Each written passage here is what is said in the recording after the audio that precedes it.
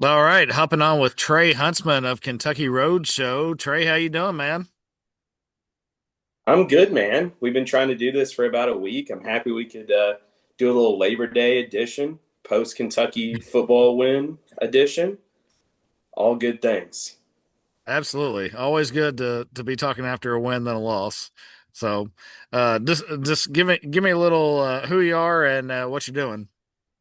Sure, man. So I am the proud nephew of Adam Mercer. That's usually what goes on the top of all my resumes. But no, I'm living in Lexington, proud graduate of Bowling Green High School and the University of Kentucky.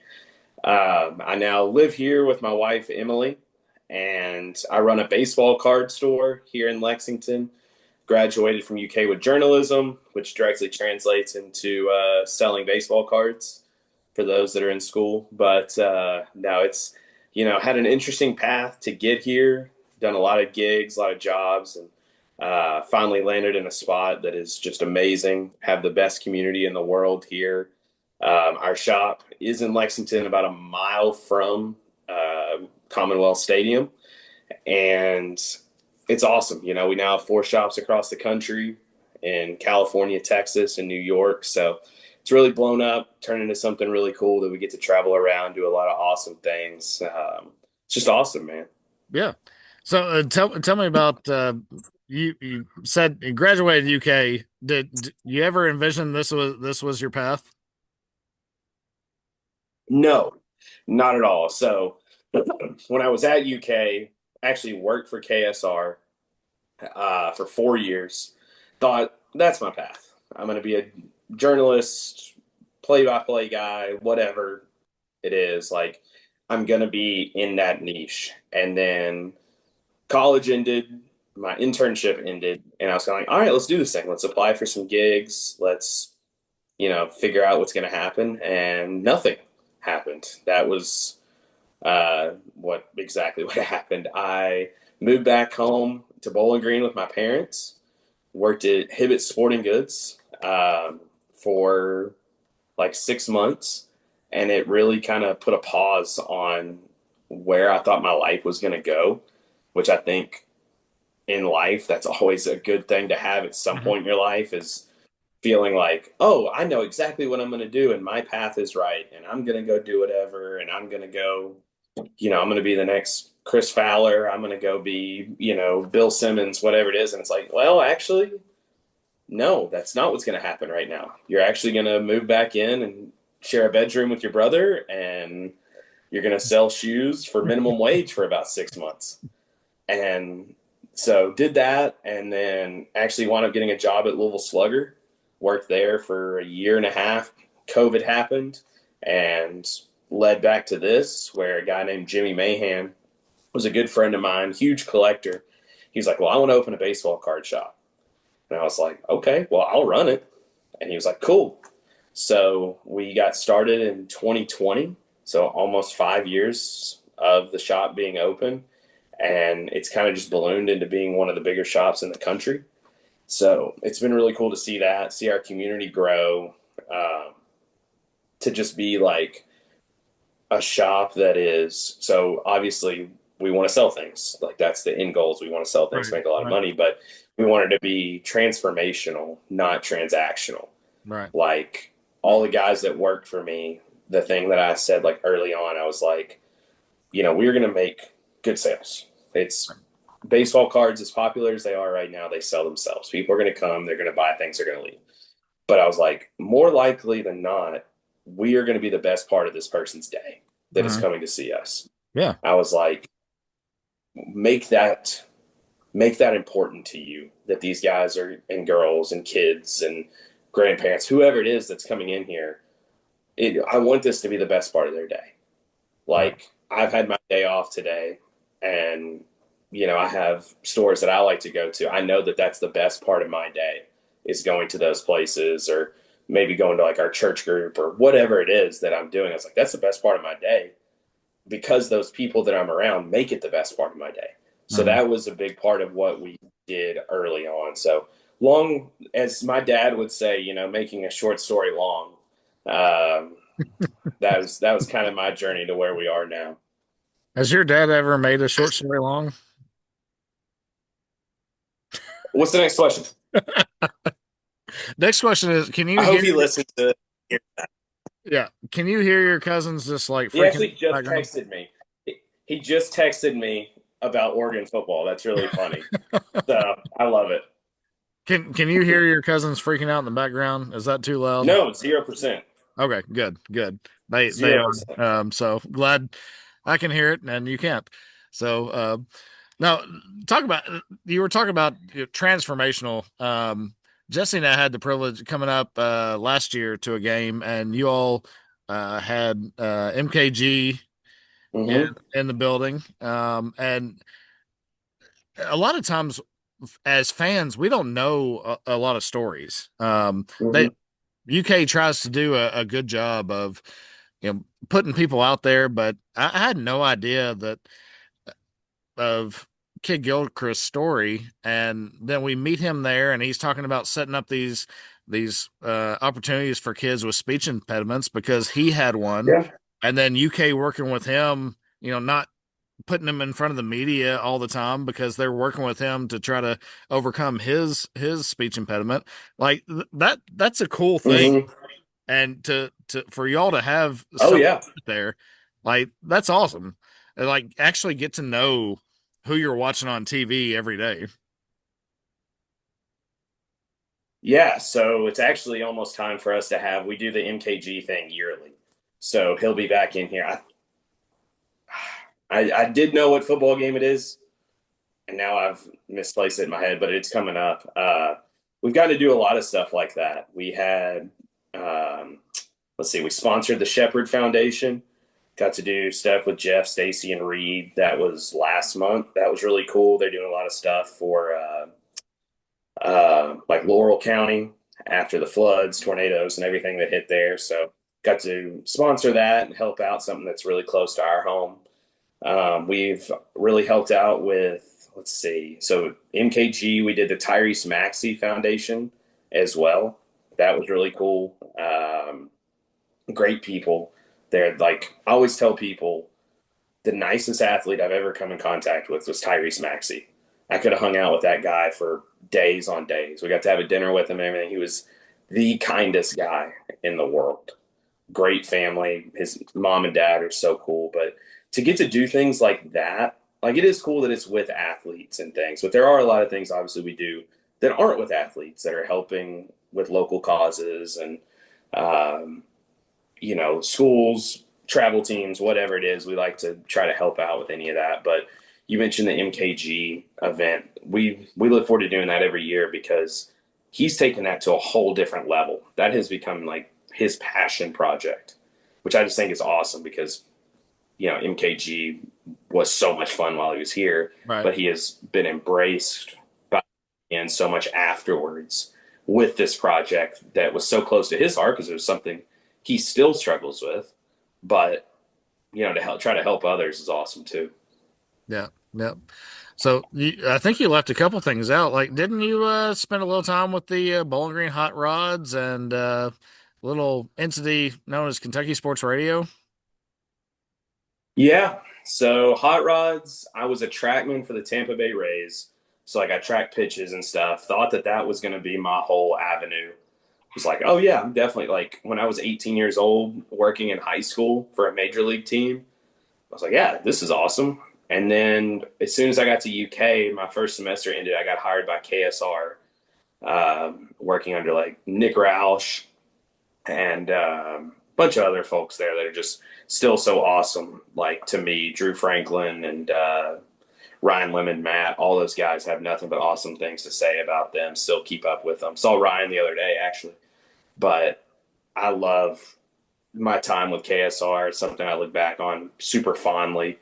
Like I said, I'm still close with a lot of those guys. Ryan Lemon was in the shop the other day hanging out. He needed something to like sort his cards. So he came in. I was like walking around the museum and showing him everything. And that was such a cool time. I covered Kentucky baseball and football recruiting.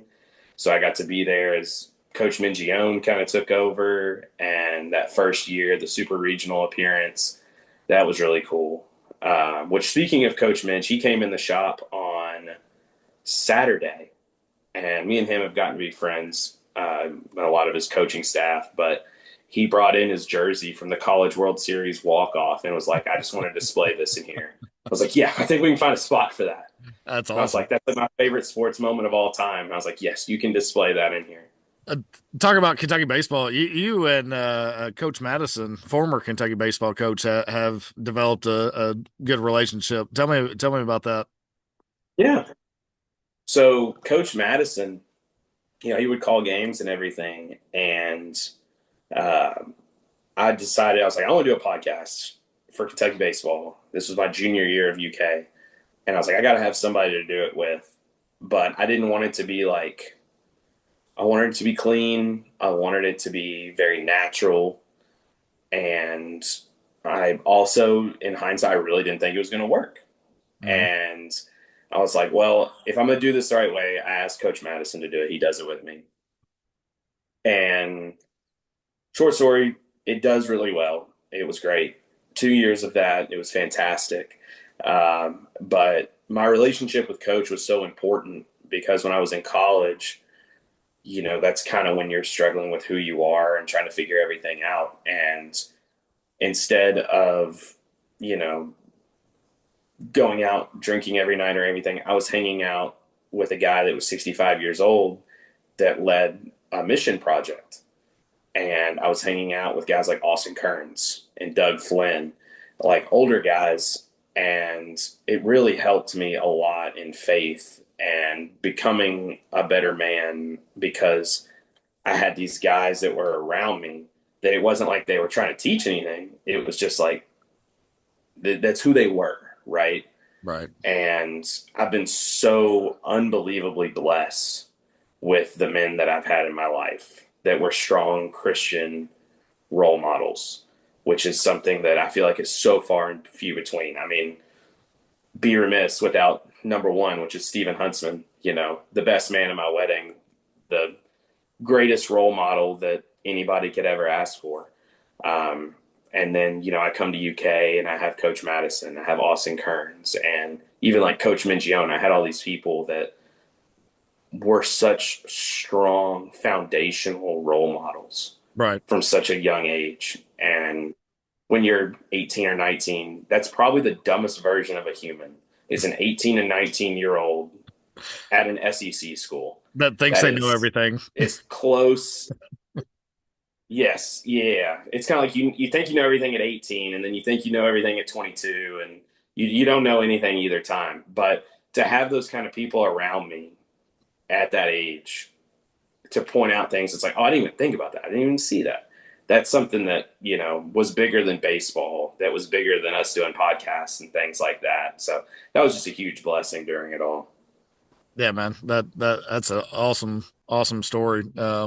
You're looking at the exact opposite of having influential men in your life. I've got some that, obviously my stepdad is a huge part of my life. I love him to death.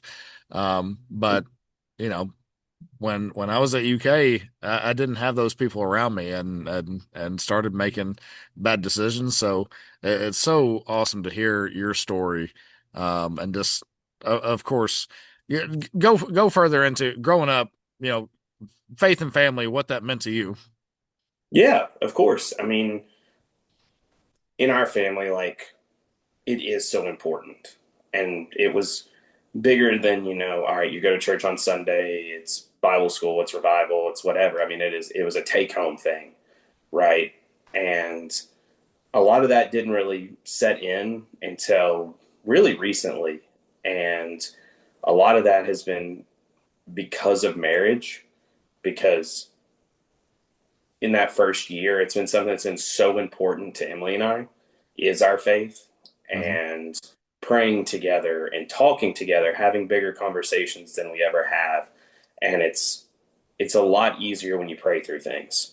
And we've been blessed, we have a really good church group here that we go and we're surrounded by these people. So now it kind of is like, when I was a kid, it's on your mind, it's on your heart at all times. It's not just Sunday mornings and Wednesday nights or whatever. It's something that my mom, my dad made super important growing up, right? And even today, I mean, it's just awesome. I mean, Emily is, if you know Emily at all, I mean, she is the definition of just a Christian woman. And it's been just amazing to get to spend this time with her in marriage. Just, it's awesome. Yep. That you're about to bring tears to my eyes, dude. Like to see you growing up that way. Like I wish I would have had the same soul uh at your age. It took me, I was a lot more stubborn, and it took me a longer time to figure out. Oh, Um dude, there was a big. I mean, there's a period of stubbornness, not just in faith, just in general in life. I mean, there was a period of stubbornness, like whenever I was at UK, and you know, you just really think like, I've got this. I've mhm, got this. The decisions that I'm making, I know that they're right and everything. And looking back on, I mean, there's obviously regret that I have on some things. Those first 2 years at UK, there's a lot of that regret, but that's kind of part of prayer and moving past it, right? And like, I mean, trust me, I would. Did you ever watch Ted Lasso? oh yeah. You a Ted Lasso guy? Yeah. Yeah. Okay, it's like whenever I'm not gonna try not to spoil anything for people that haven't, but whenever Nate isn't there and Hmm. he's like, I hope that all of us or none of us are judged on our actions in our worst moments. Right. And that's always been something that kind of stuck with me, right? Like everybody wanted to cast this guy out, and Ted's like, well, we can't judge him on his worst moment if we're not going to do the same for us, Right. And I always love that. I always, No, that's real good. And not to be judged on our worst moments, but I've come to find, talking about your worst moments with other people, like we're mm-hmm. all connected. Like it brings us together. It's not putting on a fake persona for anybody. Like there's stories to be told that hits other people's hearts, and realizes like, oh, well, how did you get through that? Well, the Lord does does awesome things. So Yeah, yeah, bringing people together, even with your worst stories, I think that's pretty powerful. no, yeah, absolutely. So tell me a little bit. What are y'all doing? You told me you just went out to LA with the road show. What was that all Yeah. about? So we travel to like big card shows, which they're, if you're not super up on like what cards have been doing lately, they've blown up. It's a huge, huge thing now. So, Do you for still get a instance, pack like, of? Do you still get a stick of bubble gum in the card pack? no, man, I wish. I mean, it might make some of these boxes a little bit better, but No, no, no, no. It's gonna make it worse. That was the worst gum in the history of bubble gum. The one I that tried to get came. Emily to chew a piece of it from like 1988. She wouldn't Right. do it. But so we go to these shows, like for instance, the one that we were at in Chicago, was that a month ago now? Yeah, a month ago.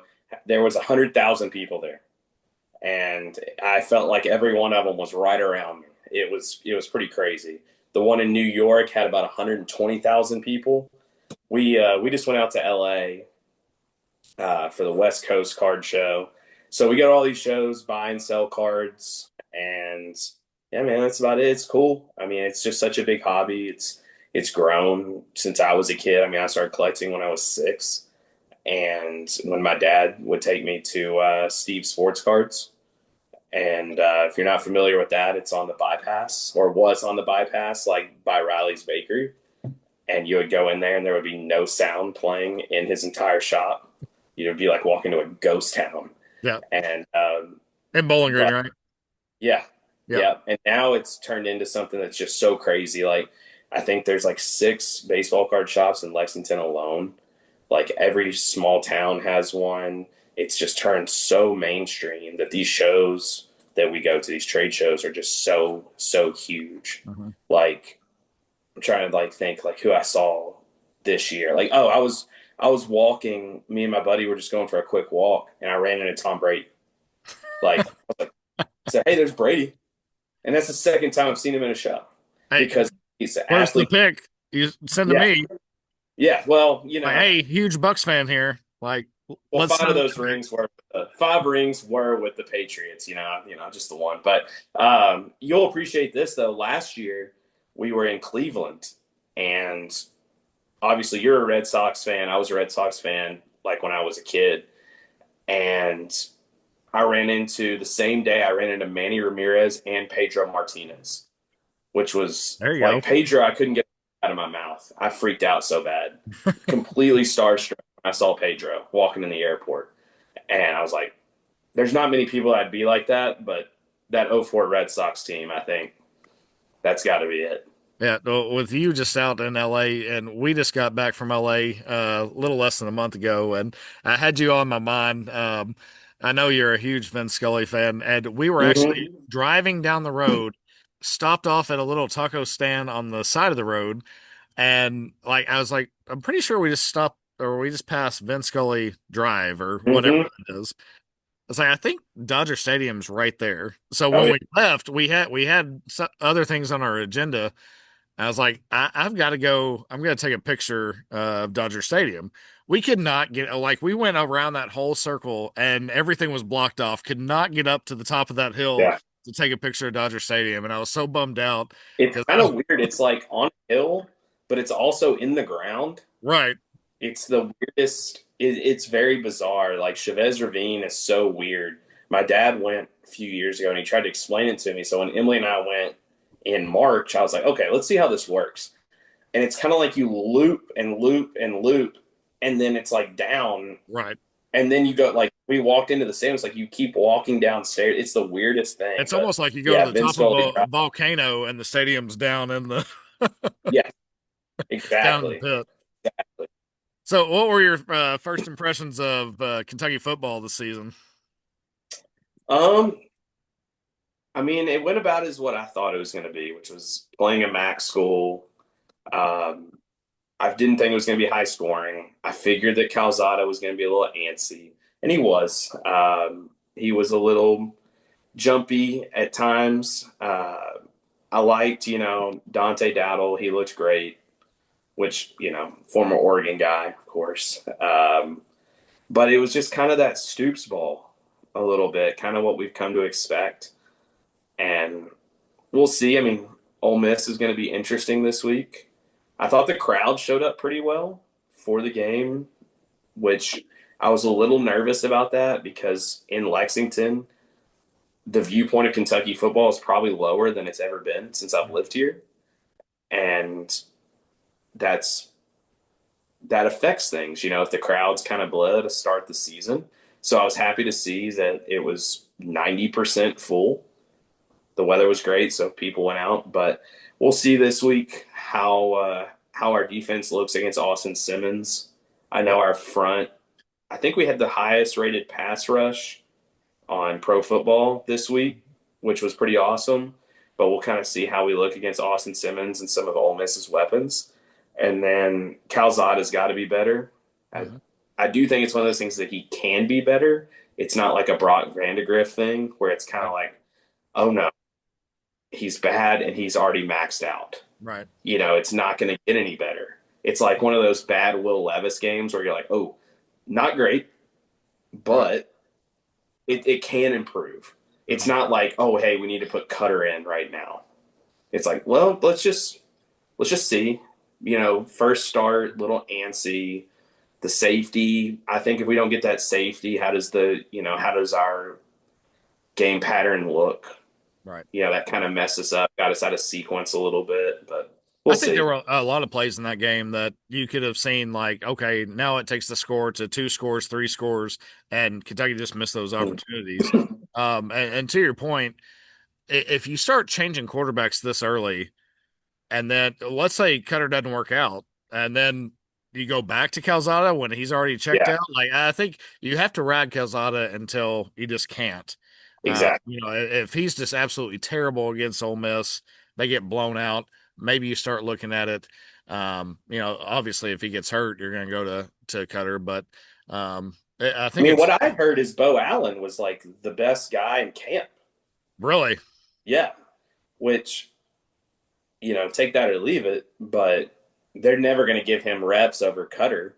right. But some of the scuttlebutt was that Bo Allen was fantastic. Well, hopefully that's a tribute to the depth in the room, and that Exactly. maybe this was just a off game by Calzada. I can't remember what player said it, but somebody on Tom Leach had an interview with one of the players that said, Calzada's best attribute is he can throw people open. Like even if you're Yeah. covered, he can throw people open. So it's like, well, we did not see that in game one.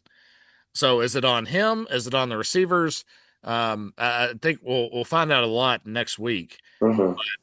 And again, if Toledo goes on to, a lot of people were talking about them being, the group of five participant in the playoff. Hmm. If they Yeah. go on to be something like that, then we're going to look back on this and be like, that was a great win for Kentucky to start off the season. But I Yeah. think we're going to know pretty soon. One, Kentucky playing Ole Miss next week. Two, Toledo plays Western Kentucky next week. I think Hmm. those two results, we're going to learn a lot. Yeah. And Toledo plays Washington State here in a couple weeks. So, I'd said before that if they were to beat us and beat Washington State, then run the MAC, then they're probably your group of five participant, especially with Boise State getting killed by USF. Right. Um, they probably would have been the first MAC school to be your group of five participant. So, It would have it's been it would have been them or Tulane mhm. battling it out. Yeah, I would agree with that. And especially with Tulane beating Northwestern the way that they did this week. But no, I mean, it was one of those things. It's like, okay, good. We didn't lose to Toledo. Right. It's like, okay, that was something that was like, I don't really believe this season is going to be a memorable one for the University of Kentucky. I just don't. I mean, I'm hopeful that it is. I'm the eternal optimist. I think it'll be good. I think it'll hopefully be one or two fun wins in there. Maybe you upset Florida, maybe you upset Tennessee, Ole Miss, whoever it is. But at least the plug wasn't pulled on the season in week one. Right. Like it's still woo 1-0. Okay, beat Toledo. Now it's like, can we hang with Ole Miss, potentially pull off that upset, and then go into week three with another hopeful win? Is week three? Eastern Is Michigan. that Eastern Michigan? Okay. Which fun fact, that was Hatton's first UK Yes, it football game. was. Yes, it was. And oh my goodness, that came down to a like last ditch Hail Mary on Eastern Michigan. We haven't had the best luck Yes. going to games. And Yeah. I know you were born right after the 1996 national championship in basketball, and Hmm. I unfortunately was born on a day that Kentucky lost to Vanderbilt in football, Yeah. and there have been six games on my birthday in November, and Kentucky is 1-5 in those, including Oh. the Bluegrass Miracle happened on my birthday. Okay. So yeah, not we haven't had great success on those dates. Although I will say we were in attendance for the end of the street to see Steve Spurrier. Uh, Hmm. I was in attendance for Stevie Got Loose. I was in attendance for Breaking the Street when we had Roark as QB and beating Tennessee. Yeah. So I've seen three good ones. I've seen a lot of bad ones. I always joke with Emily, like I'm I'm 29, so I've had some really bad Kentucky football in my life, just like you. Like I've had multiple 2-10s, bad losses, whatever. But Emily did not grow up a UK fan. She came to UK and became one. She started here in 2016, and Kentucky has been like since 2016. Football has been awesome. Right, She doesn't know what a 2-10 would even be like, right. and now she's had some bad basketball in there. Um, but even like baseball, like growing up as a UK baseball fan, like we never made it out of a regional. Hmm. Since Emily came to UK, we've been to Omaha, 3 super regionals, tons of first round picks, and I was like, hey, whatever, enjoy it. Now, I will say that the funniest memory I remember is that her freshman year was the year we lost to Southern Miss. So that was our first game together. When I was trying to convince her to be my girlfriend, I took her to the UK Southern Miss game. She was like, "Well, that was fun." I was like, "Yeah." I'm going to go, That's one word run in for front of a truck right now. I'm glad you had a good time. But over the course of the year, like, she got really into it and kind of, really became a Kentucky football fan. And we were like, I think 5-2 that year and played Georgia here it. with a chance. Like, if we win that game, we kind of have like the SEC East would have come through us Right. if we beat them. And that was like a decent Georgia team. That Mhm. was oh geez, that was like that would have been Chubb. I think Chubb would have been on that team maybe, and like Sony Michelle and all that. So like she's like, oh, we're gonna win. We're good. We got this. We're hot. We'll win this game. I was like, okay. It's like just wait till Kentucky football does this thing. All right.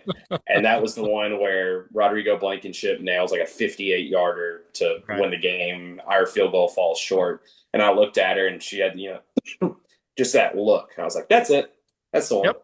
That's the Kentucky football look in I a was lot like, of welcome. circumstances. That's awesome, man. That's a great story. Well, what do you think the ceiling is for this current team? One second. I got to. All right. This team, I want to say 5-7, which I know sounds bad. I just don't see six. I see hopefully three non-cons. Maybe you grab Louisville and then Vandy, Tennessee, Florida, some combination there. All teams you But lost to last year. yes, So or Ole Miss. You're not going to beat Georgia. You're not going to grab Texas. I don't think you're going to beat that Tennessee team. I think that offense is probably too dynamic for us. But I'm thinking probably 5-7. again, it's like I will believe that we will beat Tennessee when I see it. I know we have twice in the last few years after going so many years without, but still, it's that's kind of a I'll believe it when I see it. Some of those Yeah, other there, I think there's gettable games, but we still don't know what this team is. I don't think yeah, that first game gave a lot. We know we want to run the ball. We know our defense is really good. But I think we'll find out a lot more after Saturday playing Ole Miss. What does this actually yeah. look like? I think we're going to see that with a lot of teams though across the country. I think there was a lot of overreaction with a lot of the big teams. With people freaking out about Arch and Texas, and um, I mean even freaking out about like Clemson, Bama, whatever. Like now with the 12-team playoff, it's like yeah, it sucks that you lost, but you can probably still afford to lose one or two more, Right. and it's kind of how you bounce back. So it's completely different. Like we don't even know the identities of some of these teams. We don't know, in the transfer portal world, half these dudes could just quit here in a couple days and Mhm. already be in the portal. Who knows? But no, I think we'll really see our identity this game, and then it's week 4, South Carolina, right? Yeah. I think we Do we have a bye before South Carolina or after? I think we might. I think we have a. I think you're right. Which But that's that always South great. Carolina game. Yeah, exactly. After watching them last night, that's a team that knows who they are Mhm. and that has a returning quarterback, has a lot of returning pieces. Like their three best players were all there last year. Mhm. And I think this week we saw a lot of teams really struggling with their new guys. Right. And like it's not plug and play. Even after having 8 months of preparation time, some of these transfer guys, which I'm very pro transfer portal and all that stuff with the true meaning of it. But I think we're starting to see like, oh, this QB is not as good as the guy who's been there for 3 years. He may Right. be more talented, but you look at like what Garrett Nussmeyer looked like against Clemson, one of the best defenses in the country. Nussmeyer was awesome, and he's been there for like 3 or 4 seasons. Mhm. And Lenora Sellers at South Carolina looked awesome. Julian saying at Ohio State, he's been there for 2 years, like just so on and so forth, like guys that have been there. And I think as the season goes on and teams get their identity, that'll kind of fix itself. So hopefully that's kind And of happens with I think Kentucky. that's the optimistic look at Kentucky that hey, none of this Right. offense has ever played together, and it's going to take them a bit to put together, but also, um, you know, just with time, it's gonna happen. They're gonna put the pieces Hmm. together. Defense is great. Special teams looks pretty solid. We got to figure out punt return. We can't. I don't know if that's the medicine with Ty Bryan, but didn't have any turnovers off of it. But Yep. um, again, just the if Kentucky's offense can develop just being together and start putting the pieces together. Maybe Toledo turns out to be that group of five, and they're better than we thought they were. Then maybe Hmm. Kentucky's better than we think they are. I think that's Yeah, the recipe. I agree. I agree.